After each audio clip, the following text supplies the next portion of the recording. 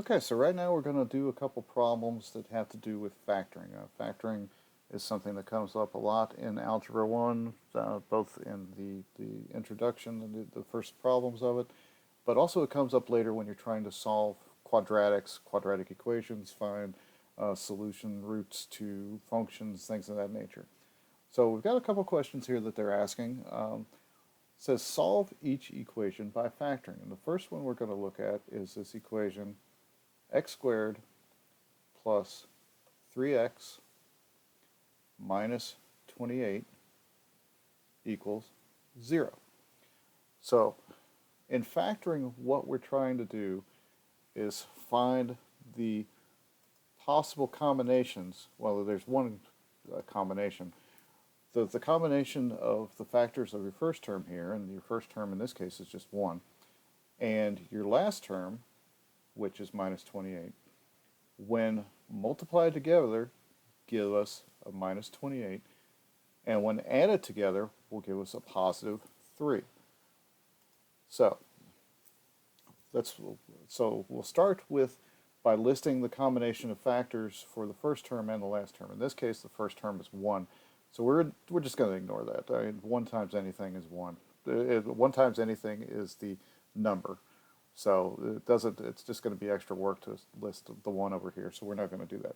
So we're going to look at the solutions for the possible factors for negative 28. So since it's a negative, the possible factors are negative 1 and 28,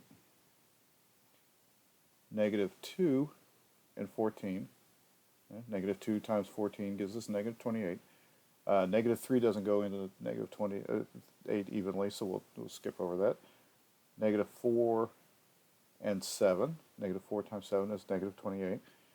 5 and 6 don't go in there, and then we'll get back up into 7. So those are our combination of factors here. Negative 1 and 28, negative 2 and 14, negative 4 and 7. Now since it's a negative, we'll also have the possible combinations of 1 and negative 28, 2 and negative 14, and 4 and negative 7. We have to look at those two, or we may have to look at those two, I'll put it that way, because it's a negative here. Now we're looking to find the combination of factors that when added together will give us a 3. Now we already know when we multiply these together will give us negative 28 because that's what we listed. So now we're looking to see what combination when added together will give us that positive 3. So negative 1 plus 28, that equals 27. So that's not the right answer. Negative 2 plus 14 gives us 12, and that's not the right answer. Negative 4 plus 7 gives us 3, and that's the answer that we're looking for. So that's the combination of factors. Negative 4 times 7 is negative 28. Negative 4 plus 7 gives us positive 3. So now we're going to come back to our original equation here. Move this down just a little bit, give us a little bit more room. So now we have this combination of factors, and we're going to rewrite this equation in terms of our factor. X squared plus 3x minus 28. We're going to rewrite it as if we were going to multiply it using the FOIL method. So we'll put our first term up here, our x and x. X times x is x squared. Then we'll use the factor combination that we found here to finish this. So we'll have an x minus 4 and an x plus 7, and that's equal to 0. And we can double check this real quick just by using our FOIL method. So our first is x squared. X times x is x squared. Our outer is x plus 7. X times a positive 7, excuse me. So that gives us a positive 7x.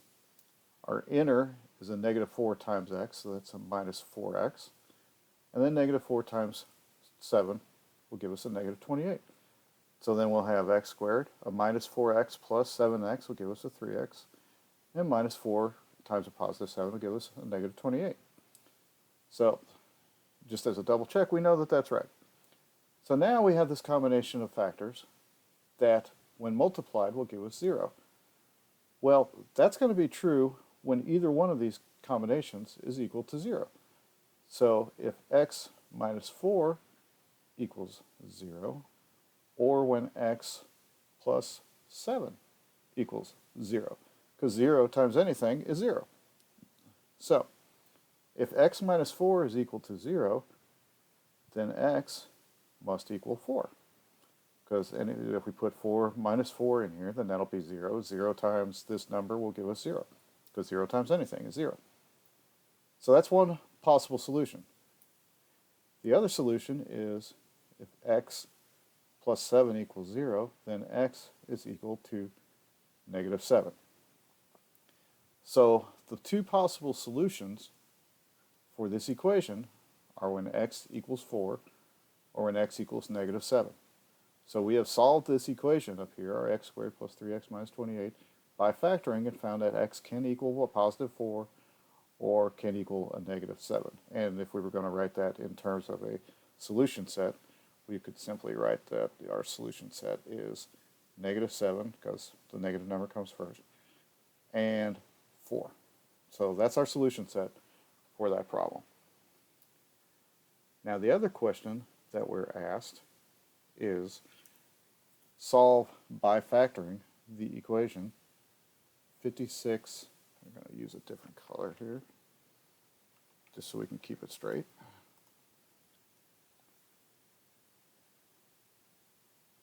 56 x squared minus 7x equals 0.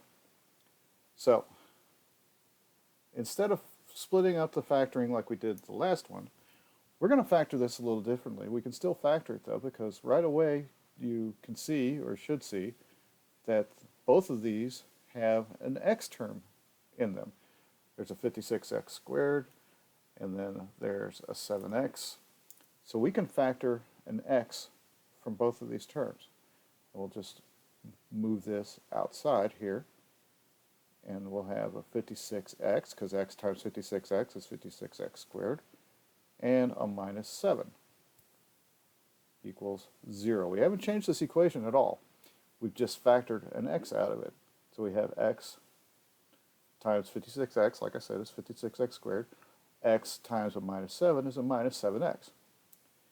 Now, you may also see that you can factor a 7 out, because 56 divided by 7 is 8. So, and then 7 divided by 7 is obviously it's 1. So we can factor a 7 out from both of these terms like we did right before. So we're going to come over here, and now we'll write 7x times 8x. 7x times 8x is 56x squared, and then minus 1 equals 0. So again, we can just double check it. We've already checked the 7x times 8x is 56x squared.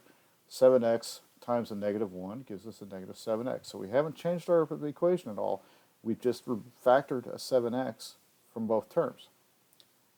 Now, this is equal to 0, so this can be equal to 0 when either this 7x term is equal to 0 or when this 8x minus 1 is equal to 0. So 7x equals 0 when x is equal to 0, right? 0 times anything is 0, so you'd have 0 times this number in here, but that will give you 0. So one possible solution is x equals 0. The other possible solution is when 8x minus 1 equals 0, and that would be when 8x is equal to 1. We add 1 to both sides of this equation, and it'll give us 8x equals 1, and that will be true when x equals 1/8. So our two possible solutions for this equation that we found by factoring is the solution set of 0 and 1/8. So that's just a couple quick problems to show how we can solve problems by factoring.